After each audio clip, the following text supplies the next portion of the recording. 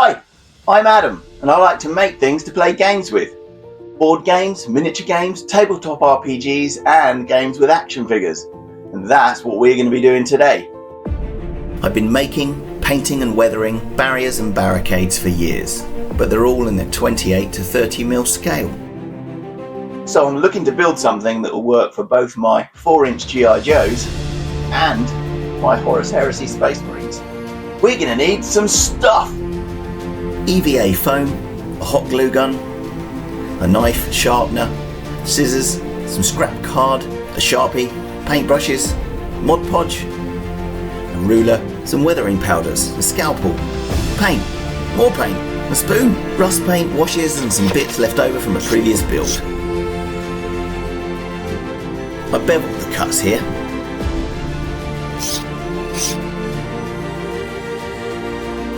So that when you glue them together, they make the rough shape of a Jersey barrier. The measurements are approximate because it's foam, but they're close enough. Pause it here if you want the full dimensions. I made a template for these two pieces so I can draw around them on foam.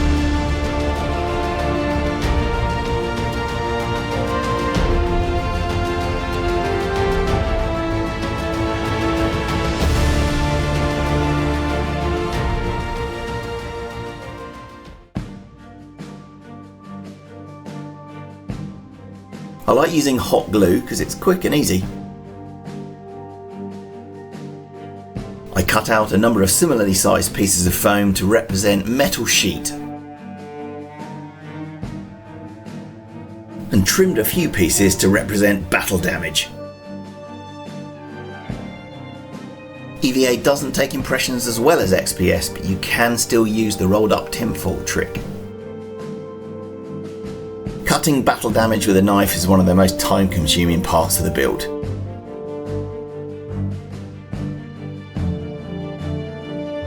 Well worth taking the time to do though. For a post-apocalyptic vibe, I added corrugated card and tin. The piece of scrap card is to stop the heat coming through from the hot glue gun. This toothpaste squeezer is a fantastic hobby tool. See me put it to full use in my Shantytown shack build video.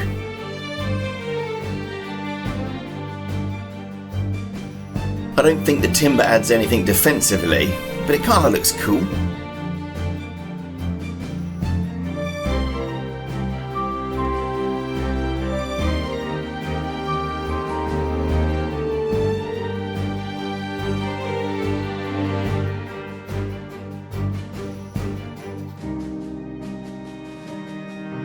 Smack that like, hit subscribe and ring that little bell.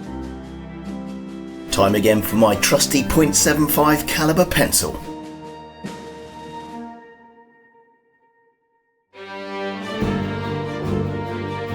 It's a slow process, but well worth it in the end.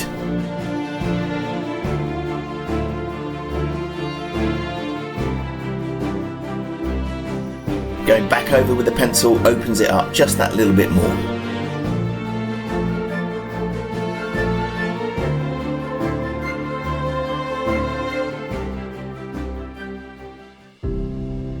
I'd be remiss for not mentioning Jeremy of Black Magic Craft fame and his Mod Podge and black paint mix. Mod Podge seems a little bit more flexible than PVA glue. I give it a couple of coats and I stipple it so you don't get brush strokes.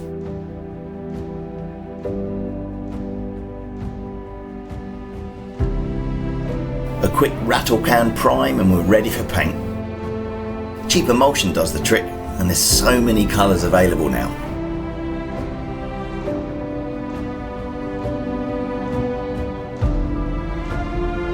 I cover the whole thing liberally and stipple with a couple of coats. I have plenty of this homemade wash left over from a previous build.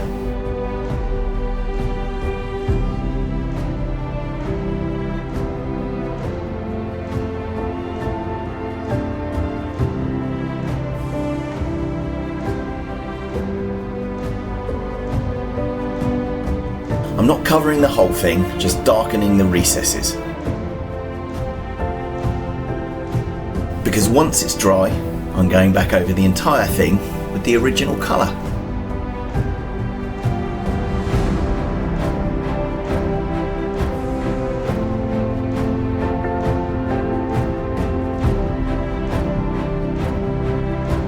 Because we're going to dry brush over the entire thing once again with some cheap leftover house paint.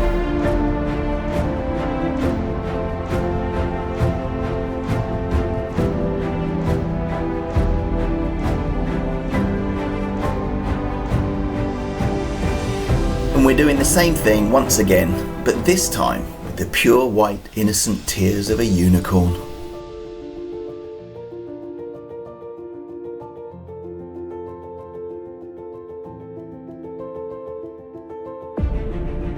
I painted the first one of these by masking it, but that wasn't really necessary, so I just painted the other one by hand.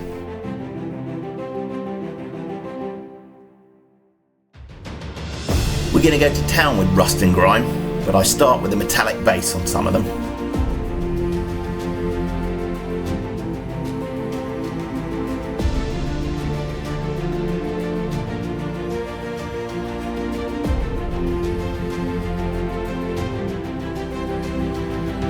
And add a variety of colour to the corrugated sections.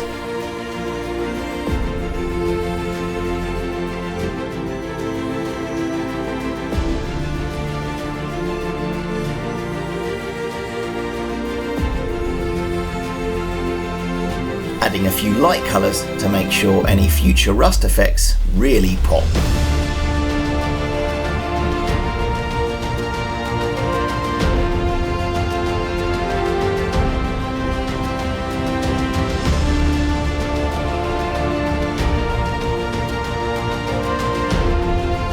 Time to get dirty.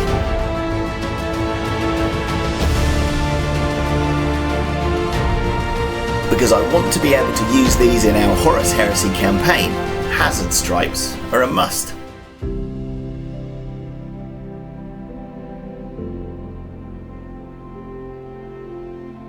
To end up with a richer colour, I sponge a brighter yellow over a mustard base.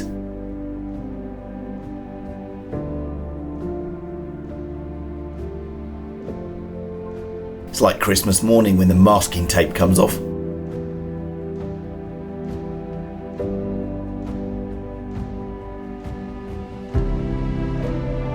I don't want the barricades to be pristine, so there's several layers of weathering and washes.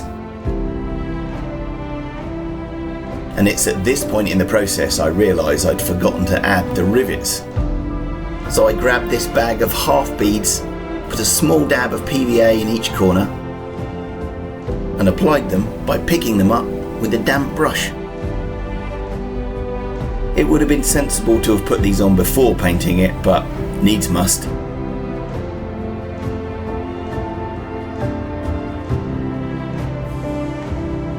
There's something about the weathering stage I find quite relaxing.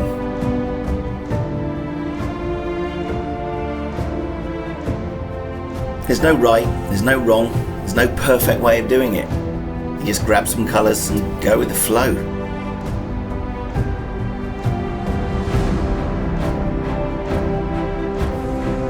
Adding to take away, to give the impression of worn paint.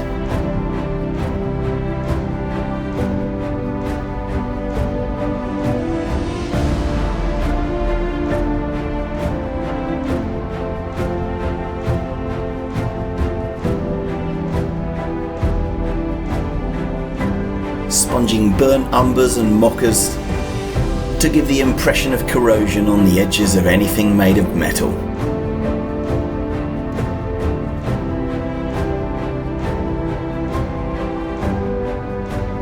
Layering colour on colour for a healthy oxidised patina. A little goes a long way with dirty down rust.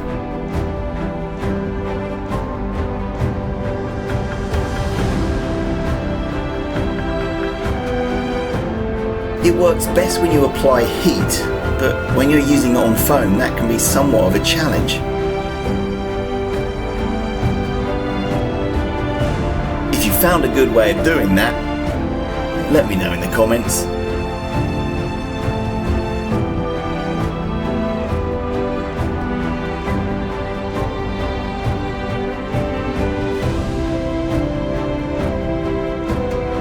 I was introduced to weathering powders by James over at Rebel Base Builds.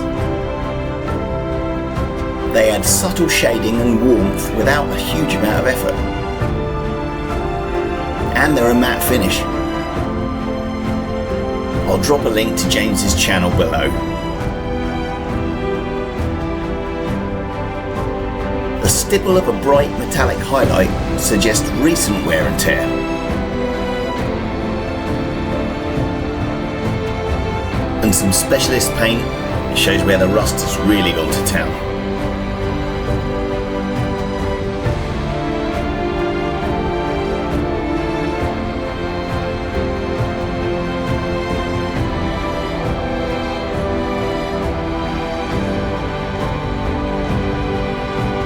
These weathering powders get applied like eyeshadow,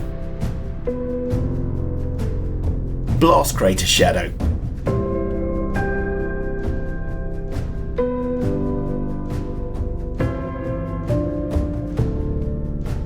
I couldn't make a video like this without at least some Nuln oil, and I can't go for getting something grim.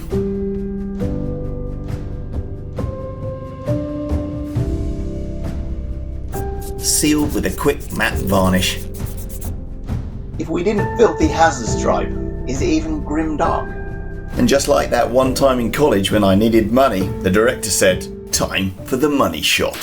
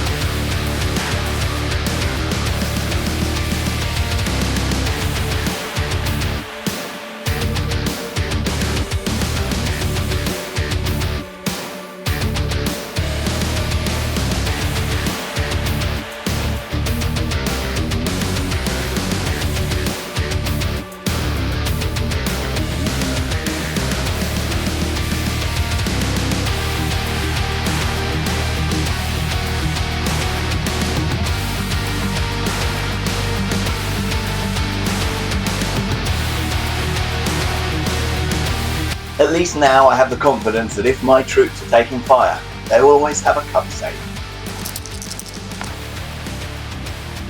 Oh, at least there's a reroll.